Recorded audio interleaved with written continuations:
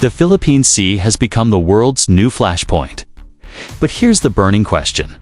Why are so many countries suddenly sending their military to the Philippines? From the US and Japan to Australia, France, and even Canada, the list keeps growing. Is this simply about drills, or is the Philippines becoming the front line of a much larger struggle for the future of Asia?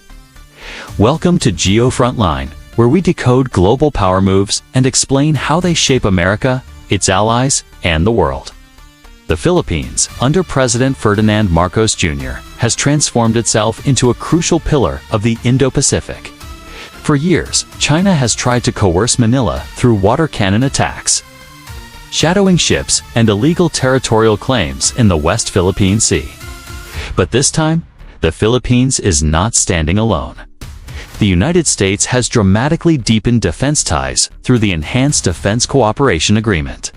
New bases are opening, including sites in Palawan and Luzon, right on the edge of the South China Sea.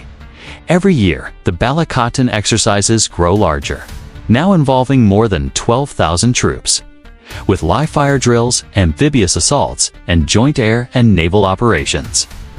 These aren't just symbolic shows, they are rehearsals for a real-world scenario, where Manila and Washington stand shoulder to shoulder against aggression.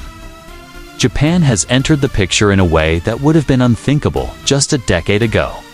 A landmark reciprocal access agreement now allows Japanese troops to train and operate directly in the Philippines. For Tokyo, this is not just about helping an ally. It's about creating a shield across the first island chain to block Chinese expansion. For Manila, it's reassurance that Asia's strongest democracy stands with it in the struggle for sovereignty. Australia, too, is raising the stakes. In 2025, Canberra launched its largest ever military exercise, with Manila, known as Operation Elan. Over 3,600 troops joined Filipino forces for complex drills involving live fire, amphibious landings, and air assaults, all while multinational observers watched. This was not just an exercise, it was a message. The Philippines is no longer isolated. It is part of a growing regional coalition committed to defending free seas. And it doesn't stop there. France deployed its nuclear-powered aircraft carrier, the Charles de Gaulle, to Subic Bay, conducting advanced anti-submarine and aerial combat training with the Philippine Navy. Canada has joined air defense drills near Scarborough Shoal. Even India is increasing naval presence in joint operations. For the first time, the Philippines is at the center of a coalition that spans continents. So, why now?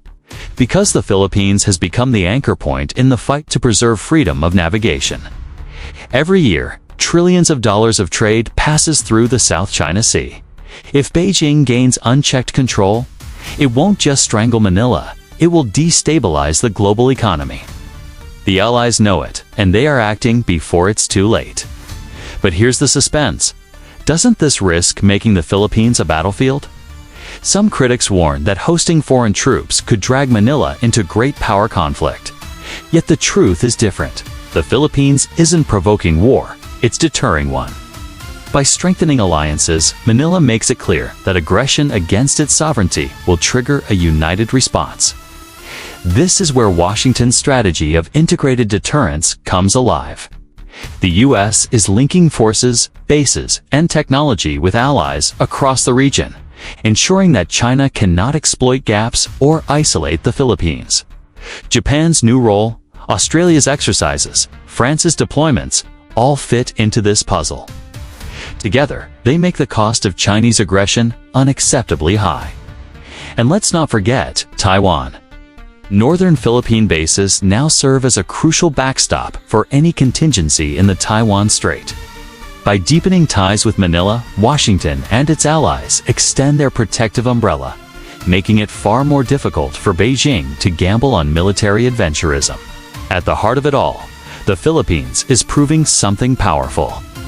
It is not a pawn, it is a rising partner. Its sovereignty is backed not just by law, including the 2016 unclosed ruling that invalidated China's claims, but by the presence of the world's strongest democracies. This is why so many militaries are now converging on the Philippines. It's not just about drills or bases. It's about a global coalition sending a message. The West Philippine Sea belongs to the Philippines, and international waters belong to everyone. China may try to intimidate, but it has unleashed a backlash, a united shield around Manila that grows stronger every day. So, will the Philippines become the trigger point of the Indo-Pacific's future? Or will its alliances prove strong enough to prevent war altogether? One thing is clear: Manila is no longer standing alone.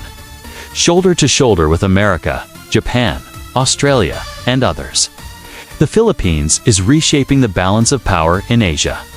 This is GeoFrontline, where we decode power, expose strategy, and bring you the truth behind the headlines. Stay tuned, because the battle for the seas has only just begun.